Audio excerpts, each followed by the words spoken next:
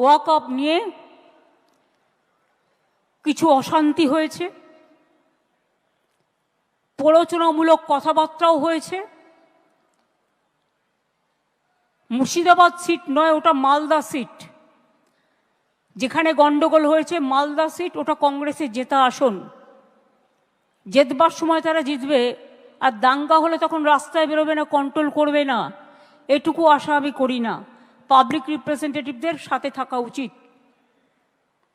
তৃণমূল কংগ্রেস যদি করতো, বিজেপির জেনে রাখা উচিত, তাহলে তৃণমূল কংগ্রেসের 3 জন এমএলএর বাড়ি আক্রান্ত হতো না, তৃণমূলের পার্টি অফিসও ভাঙা হতো না।